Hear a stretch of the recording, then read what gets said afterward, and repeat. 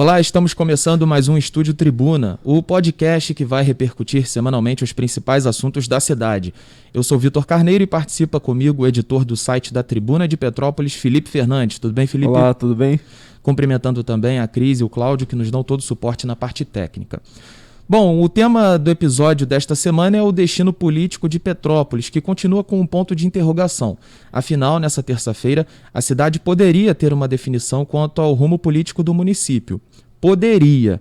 Afinal, a indefinição continua, já que o ministro Alexandre de Moraes pediu vistas do processo, que poderia decidir entre a posse de Rubens Bontempo, candidato mais votado nas eleições de 2020, ou a realização de novas eleições. O pedido se deu em função dos novos fatos que surgiram no processo na última semana, como a decisão da juíza da 4ª Vara Civil, Cláudia Vider, que anulou a condenação que gerou a inelegibilidade de Bontempo. No julgamento desta terça, apenas o relator ministro Sérgio Banhos votou. Ele foi contrário ao recurso de Bontempo. O presidente do Tribunal Superior Eleitoral, ministro Luiz Roberto Barroso, destacou que os pedidos de vista de Moraes, abre aspas, costumam ser rápidos, fecha aspas. Não há um prazo definido para que o caso volte a ser julgado, PH. Pois é, um show de reviravoltas aí nesse caso, né? Ontem, no meio político, no meio de quem acompanha, foi um dia de... Ontem, porque a gente está gravando na quarta-feira, né? Sim, sim. Foi um dia de final de Copa do Mundo, né? Todo mundo se preparando, torcida contra, torcida a favor, né? Enfim, uma grande movimentação aí. Esse julgamento movimentou muito as redes sociais e por aí vai. E não teve, de fato, uma definição.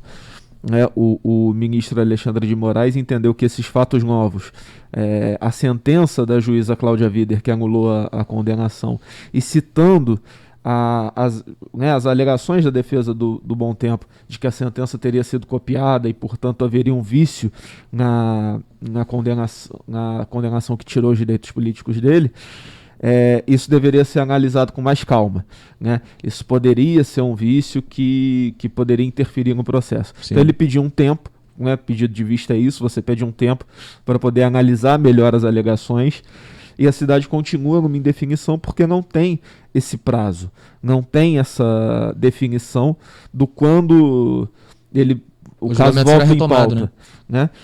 É mais uma reviravolta de várias reviravoltas, né? Para a gente entender melhor, explicar rapidamente, isso tudo começa no segundo turno. Rubens Bontempo foi candidato, ele tinha sido condenado, essa condenação foi de 2017, aí ele foi candidato nas eleições de 2020, o juiz eleitoral de Petrópolis concedeu o registro de candidatura, então ele foi para o segundo turno com condições de elegibilidade. Faltando 5 dias, essa decisão foi reformada no TSE, e ele passou a ter a candidatura indeferida, mas podia recorrer no TSE e venceu o ex-prefeito Bernardo Rossi no segundo turno. O caso não chegou a ser julgado em plenário, né? No prazo limite para diplomação, uma decisão monocrática do ministro Sérgio Banhos não concedeu o direito dele de assumir a prefeitura por conta dessa questão da inelegibilidade, e desde então a gente está vivendo aí várias reviravoltas, várias situações dessa novela aí, e a última foi essa questão da decisão da juíza Cláudia Vider, que anulou a sentença que teria retirado os direitos políticos, mas vem mais por aí, porque o Ministério Público entrou com mandado de segurança, conseguiu suspender essa decisão, e a gente vai ter novos capítulos aí dessa novela. E é importante também nós destacarmos, né, que uma possível eleição suplementar também agora gera essa dúvida, né, de quando poderá acontecer, caso realmente aconteça, né, caso Bontempo aí fique inelegível, não possa assumir aí o mandato. Fica também essa dúvida, porque nós temos aí algumas datas, tem até no Le Partisans aí desta quarta-feira, né, citando algumas possibilidades de datas, então existe até agora essa dúvida também de quando, caso realmente as eleições suplementares aconteçam, de quando poderá acontecer, né? E podendo acontecer até mesmo em 2022, né, dependendo da data de julgamento, porque não há prazo. Qual é o trâmite, né?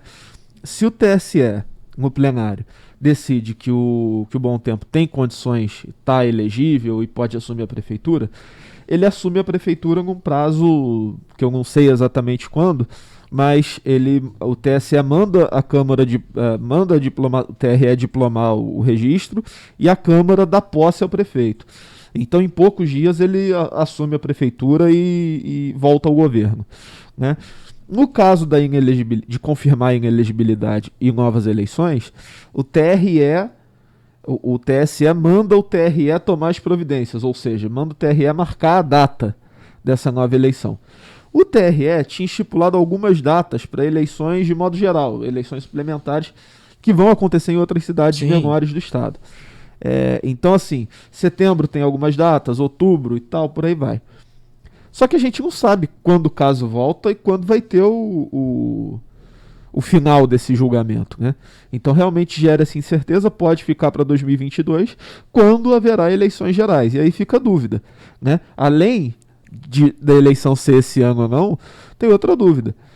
Se a eleição vai ser em 2022, você vai ter uma eleição suplementar mais a eleição geral, ou vão juntar a eleição geral com a eleição suplementar?